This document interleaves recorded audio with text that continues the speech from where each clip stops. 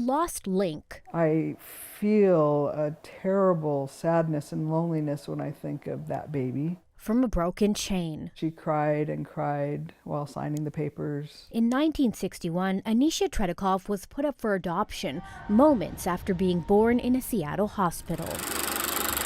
Here we are on the Western Navajo Indian Reservation. Anisha was born into a family fragmented by the U.S. government's indigenous boarding schools. Connections to the village were largely broken due to the boarding school experience and being 1,000 miles from her village anyway. Just like her mother, Anisha's life would soon be shaped by another dark chapter of U.S. history.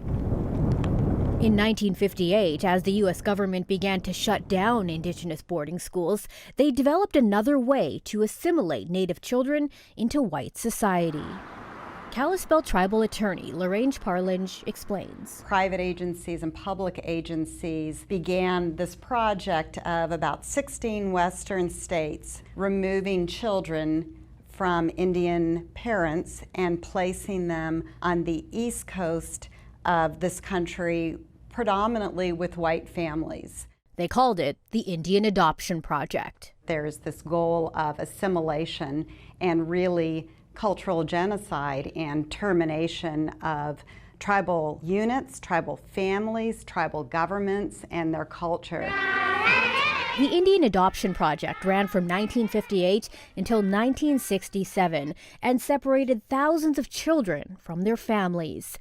Anisha was one of those children, adopted into a Christian family in Olympia. I was led to believe that by virtue of my birth, I was a damned sinner, damned to hell. And the best I could do was to be very good, and then I could have a cooler place in hell. But advertisements and news stories from the time paint a much different picture of what life was like as a Native adoptee. These were not written from a Native perspective whatsoever. Some articles even promoted adopting Indian children as the in thing to do among the upper class. This is what cool people do now.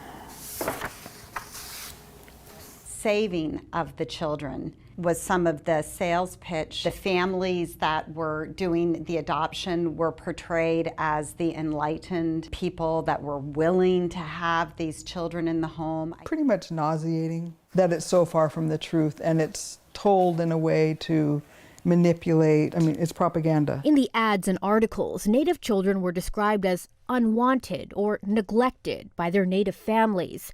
Experts say that was often far from the truth. I've talked to other tribal members who had many family members still alive who would gladly would have wanted to have been part of their life, but it was not available. I feel very sorry for those children. In her 20s, Anisha was finally able to access her adoption records and track down her birth mother in Alaska. Hugged and held each other, and we just cried and cried and cried, soaking in identity, really, for me. And decades later, a new job brought Anisha home to Alaska permanently, where she met and married the love of her life. A Lutik Sugpiak soulmate.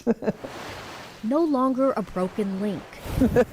Anisha is now connected to a culture and history once ripped from her and so many others. And there's so many hugs, eye to eye, heart to heart feelings of I see you. And there is an incredible amount of healing that comes from I see you after being invisible and unseen for the majority of my life.